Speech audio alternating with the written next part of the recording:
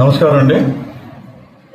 నిన్న నర్సీపట్నంలో మాజీ ఎమ్మెల్యే గణేష్ గారు అన్నదాత పోరంటూ నిరసన కార్యక్రమం ఎందుకు పెట్టారో మాకైతే అర్థం అవట్లేదు. అలానే రైతులు కూడా అర్థం కావట్లేదు. రైతుకి ఏ నష్టం జరిగిందని అన్నదాత పౌర కార్యక్రమం మొదలుపెట్టారు. రైతులకి జీవనాధారమైనటువంటి తాండవ నదికి లీకేజ్ వస్తే లీకేజ్ 1,00,000 రూపాయలైనా ఖర్చు పెట్టి లీకేజ్ నరకట్లేని వ్యక్తి నువ్వు రైతు సంక్షేమం గురించి రైతు గురించి నువ్వు మాట్లాడుతున్నావా? అది నువ్వు మాట్లాడుతుంటే రైతులందరూ కూడా సిగ్గుపడుతున్నారు.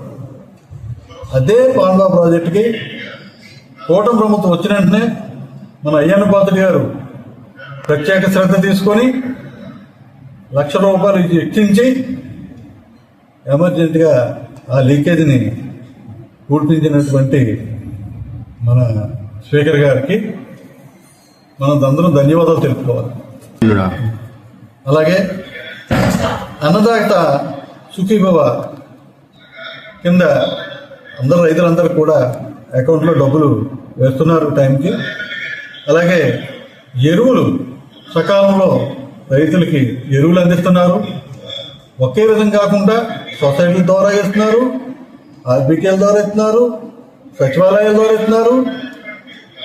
ప్రైవేటు ఎరువుల షాపులు ఉన్న వాళ్ళు కూడా మీ సకాలం కావాలని ఎరువులు ఇచ్చి ప్రతి మండలంలో నియోజకవర్గం మొత్తంలో లేదా పూర్తిగా ఎరువులు రైతుకు కావాల్సినటువంటి ఎరువుల కంటే మిగులుగా అదనంగా ఈవేళ ఎరువులు ఉన్నాయి. కానీ దాని గురించి నువ్వు ఎందుకు నిరసన కార్యక్రమం చేస్తున్నావు? మాకైతే అర్థం కాలేదు. నీకు అర్థమైపోకుండా కార్యక్రమాలు నువ్వు మానుకుంటే నీకే మంచిదని చెప్పేసి మేము నీకు హితవు పలుకుతున్నాం.